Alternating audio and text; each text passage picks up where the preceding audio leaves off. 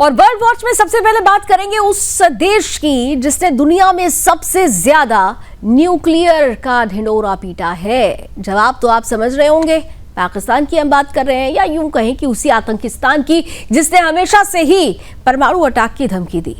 पाकिस्तान जो आज खुद की आधी आबादी को 2 वक्त की रोटी नहीं दे पा रहा है, भूख, गरीबी, दिवालिया अर्थव्यवस्था और आतंकवाद की दलदल में डूबा हुआ है, वही पाकिस्तान भारत को परमाणु हमले की गीदड़ भभकी देकर खुद को सुपर पावर समझ रहा है। पाकिस्तान का फौजी चीफ मुल्ला मुनीर जो इन दिनों अमेरिका के दौरे पर है, वहां उसने डिनर टेबल से भारत को धमकी दी, अगर हमारा अस्तित्व खतरे में पड़ा तो हम आधी दुनिया को अपने साथ ले डूबेंगे। सवाल यह है कि आधी दुनिया को ले डूबने की बात करने वाला ये मुल्ला मुनीर अपने ही देश की भूखी जनता को पेट भर रोटी क्यों नहीं दे पाता? भूख से बिलखते पाकिस्तान के सूखे मुंह से परमाणु का नारा उसे शोभा नहीं देता। आज पाकिस्तान का हाल ऐसा है कि IMF से कर्ज लेने के लिए उसे अमेरिका और अरब देशों के सामने झोली फैलानी पड़ती है। महंगाई रिकॉर्ड तोड़ चुकी है, बिजली पानी की किल्लत आम बात है, दवाइयों के दाम आसमान छू रहे हैं, लेकिन हुक्मरानों की सोच देखिए, जनता के लिए ब्रेड नहीं लेकिन भारत को धमकाने के लिए मिसाइलों की गिनती गिनवा रहे हैं। असीम मुनीर का कहना है कि हम एक परमाणु राष्ट्र हैं, अगर हम डूबेंगे तो आधी दुनिया को अपने साथ ले जाएंगे। यानी अपने ही देश को कंगाल बनाने के बाद अब पूरे एशिया को परमाणु जंग में झोंकने का ख्वाब देख रहा है ये मुल्ला मुनीर। यहाँ एक बात और समझनी होगी कि दुनिया परमाणु धमकी देना गंभीर अपराध है और कूटनीतिक शिष्टाचार का उल्लंघन भी है, लेकिन मुल्ला मुनीर ने अमेरिकी धरती से भारत को धमका कर न सिर्फ पाकिस्तान की बल्कि खुद अमेरिका की भी किरकिरी कर दी है। ये वही अमेरिका है जिसके सामने कुछ हफ्ते पहले पाकिस्तान ने भारत के ऑपरेशन सिंदूर के बाद बीच बचाव के लिए जाकर गिड़गिड़ाना शुरू किया था। यानी हालात ये हैं कि पाकिस्तान पहले भीख मांगता है और फिर उसी के बीच धमकी भी देता है। हम ये अच्छे से समझ रहे हैं कि ये बौखलाहट सिंधु जल समझौते के बाद प्यास से बिलख रहे पाकिस्तान की है। दरअसल पाकिस्तान प्रायोजित आतंकी हमले के बाद भारत ने सिंधु जल समझौता स्थगित किया तो मुनीर का जहर और बहर और भी ज्यादा बाहर आया। उसने कहा कि भारत के बांध बनने का हम इंतजार करेंगे और जब वो ऐसा करेगा तो हम उसे 10 मिसाइलों से तबाह कर देंगे। सिंधु नदी भारत की पारिवारिक संपत्ति नहीं है, हमें मिसाइलों की कमी नहीं है, ये पाकिस्तान कह रहा है। लेकिन पाकिस्तान शायद भूल गया है कि ये मिसाइलें हवा में बातें करने से ये जो बातें मुल्ला मुनीर की तरफ से कही जा रही है उसमें ये मिसाइलें हवा में बात करने से नहीं चलती हैं। मिसाइलें कितनी भी हों लेकिन पेट्रोल के बिना तो वो लॉन्च नहीं होती। पेट्रोल खरीदने के लिए भी पाकिस्तान को IMF से उधार लेना पड़ता है। इतना ही नहीं, पाकिस्तान के मुल्ला मुनीर ने अपना बयान अपनी औकात का भी बखूबी ध्यान रखकर दिया। मुनीर ने दुनिया के सामने पाकिस्तान की सबसे सही तस्वीर पेश कर दी। दरअसल मुल्ला मुनीर ने कहा कि भारत एक चमचमाती मर्सिडीज है जो फेरारी की तरह हाईवे पर आ रही है। हम बजरी से भरा डंप ट्रक है, अगर ट्रक कार से टकरा जाए तो नुकसान किसका होगा? दरअसल यहाँ मुनीर ने अपने देश को सड़क छाप गुंडे की तरह पेश किया जो बस टक्कर मारकर खुश हो सकता है, आगे का सफर तो मर्सिडीज ही तय करेगी। और सच्चाई ये है कि पाकिस्तान का डंप ट्रक अब बिना पेट्रोल, बिना ड्राइवर और बिना ब्रेक के खाई में गिर चुका है। प्रधानमंत्री नरेंद्र मोदी पहले ही साफ कर चुके हैं कि भारत अब पाकिस्तान के किसी भी परमाणु ब्लैकमेल को भाव नहीं देगा। पहले पाकिस्तान परमाणु बम का नाम लेकर भारत को डराने की कोशिश करता था ताकि सीमा पर घुसपैठ और आतंकी गतिविधियों का जवाब देने में भारत नरमी दिखाए, लेकिन अब भारत के रणनीतिक संदेश बिल्कुल स्पष्ट हैं, साफ हैं। अगर पाकिस्तान न्यूक्लियर का खेल खेलेगा तो नुकसान उसी का होगा। असीम मुनीर का ये बयान ऐसे समय में आया है जब पाकिस्तान वैश्विक कूटनीति में लगभग अलग थलग पड़ गया है। IMF कर्ज मंजूर करने से पहले कठोर शर्तें थोप रहा है। अमेरिका पाकिस्तान को सिर्फ अपने सैन्य हितों के लिए इस्तेमाल कर रहा है और अरब देश भी मुफ्त तेल देने को तैयार नहीं है। ऐसे में परमाणु धमकी देना दरअसल पाकिस्तान के कमजोर और हताश होने के संकेत है। कूटनीतिक हलकों में तो यह भी चर्चा है कि अमेरिका में मुनीर के बयानों का मकसद पाकिस्तानी डायस्पोरा से चंदा इकट्ठा करना था, क्योंकि जमीनी हकीकत यह है कि पाकिस्तान के पास अगली तिमाही की सरकारी तनख्वाहों के लिए भी पैसे नहीं है। अब सवाल पाकिस्तान से है कि जब जनता को आटा और दवा नसीब नहीं तो मिसाइल का क्या करोगे? जब सेना के बजट में कटौती करनी पड़ रही है तो न्यूक्लियर वॉर कैसे लड़ोगे? जब आतंकवाद के कारण पूरी दुनिया आप पर शक कर रही है तो कौन सा देश साथ देगा पाकिस्तान का? ये भी बड़ा सवाल है। जब फौजी चीफ खुद देश को बजरी वाला ट्रक, डंप ट्रक कह रहा हो तो किस आधार पर पाकिस्तान भारत को चुनौती दे रहा है?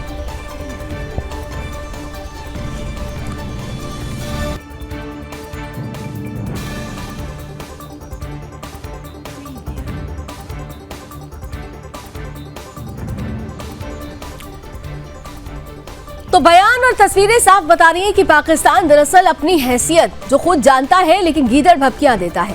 पाकिस्तान की समस्या भारत नहीं है बल्कि वो खुद है। वहां की फौज और हुक्मरान अपने राजनीतिक फायदे के लिए भारत विरोध और न्यूक्लियर धमकी का इस्तेमाल करते हैं ताकि जनता का ध्यान महंगाई और बेरोजगारी से हटा सके। मुल्ला मुनीर जैसे नेता भूल जाते हैं कि 21वीं सदी में परमाणु धमकी देना ना तो साहस है और ना ही रणनीति, ये सिर्फ डर और हताशा की निशानी है। भारत को पाकिस्तान की हर गीदड़ भभकी का जवाब विकास, आत्मनिर्भरता और सख्त सुरक्षा नीति से देना चाहिए। और मुल्ला मुनीर एक सलाह भारत की तरफ से भी, डंप ट्रक अगर कबाड़ में बिक चुका हो तो मर्सिडीज से टक्कर मारने की सोचने के बजाय पहले उसे चलाने लायक बनाओ, वरना अगली बार बयान सुनने वाले भी नहीं बचेंगे। अगला युद्ध जल्द हो सकता है और अगर इस बार हमें मिलकर लड़ना पड़ेगा तो फिर ये चेतावनी बेहद खास है। ये चेतावनी किसी टीवी डिबेट के विशेषज्ञ की नहीं है बल्कि भारतीय थल सेना के प्रमुख जनरल उपेंद्र द्विवेदी की है। चेतावनी भी ऐसी जिसमें दुश्मन का नाम लेने से पहले ही संदेश साफ था, पाकिस्तान सावधान हो जाओ। ऑपरेशन सिंदूर से मिली निर्णायक सफलता के बाद अब भारतीय सेना ये स्पष्ट कर चुकी है कि हर आतंकी हमले का जवाब सीमा के पार जाकर दिया जाएगा। 22 अप्रैल को दरअसल जम्मू कश्मीर के पहलगाम में पाकिस्तान प्रायोजित आतंकियों की तरफ से 26 निर्दोष पर्यटकों की बेरहमी से हत्या कर दी गई थी। यह हमला सिर्फ कश्मीर घाटी की शांति पर नहीं बल्कि पूरे भारत के धैर्य पर वार था। जनरल उपेंद्र द्विवेदी ने आईआईटी मद्रास में आयोजित एक कार्यक्रम में खुलासा किया कि इस हमले के अगले ही दिन 23 अप्रैल को रक्षा मंत्री और तीनों सेना प्रमुखों ने बैठक की। पहली बार राजनीतिक नेतृत्व ने बिना किसी हिचक के कहा अब बहुत हो गया और सेना को फ्री हैंड दे दिया गया, जो करना है आप तय करें। फिर सामने आया ऑपरेशन सिंदूर के फ्री हैंड का असर। सेना अध्यक्ष ने बताया कि 25 अप्रैल को उत्तरी कमान में जाकर पूरी रणनीति बनाई गई।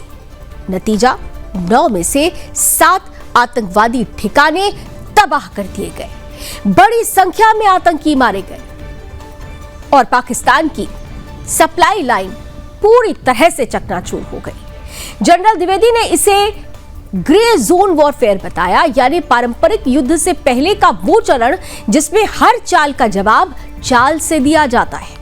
पाकिस्तान एक कदम बढ़ाता तो भारत 2 कदम आगे बढ़कर उसे चेकमेट कर देता। आर्मी चीफ ने पाकिस्तान के फौजी चीफ असीम मुनीर पर भी तंज कसा। कहा कि अगर आप किसी पाकिस्तानी से पूछेंगे कि युद्ध में जीते या हारे तो वो कहेगा असीम मुनीर को फील्ड मार्शल बना दिया गया, मतलब जीत गए। जबकि असलियत यह है कि पाकिस्तान की हार को पदक और उपाधि से ढकने की कोशिश की जा रही है। ये वैसा ही है जैसे मैच हारने के बाद कप्तान का खेल सम्मान कप्तान को दिया जाए ताकि जनता सच ना जान पाए। ऑपरेशन सिंदूर में भारत ने सिर्फ जमीनी मोर्चे पर ही नहीं बल्कि आसमान में भी पाकिस्तान को करारा जवाब दिया। भारतीय वायुसेना प्रमुख air chief marshal AP Singh ने खुलासा किया कि इस ऑपरेशन में पाकिस्तान के 6 विमान मार गिराए गए, 5 लड़ाकू विमान जिसमें F-16 भी शामिल है, साथ ही एक इंटेलिजेंस और निगरानी विमान अवॉक्स भी शामिल है। भारत के S-400 एयर डिफेंस सिस्टम ने ये कमाल कर दिखाया। लगभग 300 किलोमीटर की दूरी से पाकिस्तानी विमानों को निशाना बनाया गया। इतना ही नहीं, पाकिस्तान के जैकोबाबाद एयरबेस पर खड़े F-16 भी तबाह कर दिए गए। ये पाकिस्तान के लिए दोहरी चोट थी। विमान भी गए और उड़ान भरने से पहले ही मनोबल भी टूट गया। प्रधानमंत्री नरेंद्र मोदी के कार्यकाल में यह साफ हो चुका है कि पाकिस्तान को अब किसी भी आतंकी हमले का जवाब कूटनीतिक बयानबाजी से नहीं बल्कि सैन्य कार्रवाई से मिलेगा।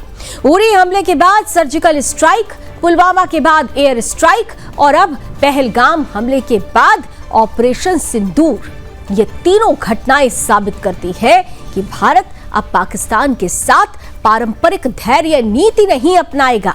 ऑपरेशन सिंदूर के बाद पाकिस्तान ने दुनिया भर में सफाई देने की कोशिश की कि उसने जवाबी कार्रवाई की, लेकिन सच्चाई ये थी कि उसके पास ना तो संसाधन थे और ना ही तैयारी, ना ही कोई अंतरराष्ट्रीय समर्थन। असीम मुनीर की धमकियां और फील्ड मार्शल का तमगा दरअसल हार को छिपाने का तरीका था, एक फेस सेविंग था। आर्थिक बदहाली, IMF के कर्ज और आंतरिक अराजकता के बीच पाकिस्तान का युद्ध छेड़ना आत्महत्या के बराबर है। जनरल द्विवेदी ने चेतावनी दी है कि अगला युद्ध जल्द हो सकता है, कोई खाली बयान नहीं। यह साफ संकेत है कि पाकिस्तान की तरफ से किसी अंक का निशाना सिर्फ जवान नहीं बल्कि आम नागरिक भी है। भारत अब पहला वार झेल कर नहीं, पहला जवाब देने को तैयार है। हर आतंकी ठिकानों की अब कीमत चुकानी होगी। न्यूक्लियर धमकी का असर खत्म हो चुका है। पाकिस्तान को यह समझ लेना चाहिए कि 2025 का भारत 1999 का भारत नहीं है। अब कोई कारगिल जैसी चाल नहीं चलेगी और चलेगी भी तो उसका जवाब कराची से लेकर जैकोबाबाद तक मिलेगा। जनरल उपेंद्र द्विवेदी और air chief marshal AP Singh के खुलासे के बाद इस बात का साक्ष्य सामने है कि भारत की सेना और वायुसेना न केवल तैयार है बल्कि दुश्मन की हर अगली चाल का अंदाजा भी रखती है। पाकिस्तान के लिए सबसे बड़ा खतरा भारत की मिसाइलें नहीं बल्कि भारत की रणनीति और इरादा है, और जब इरादा लोहे का हो तो दुश्मन की हार तय होती है।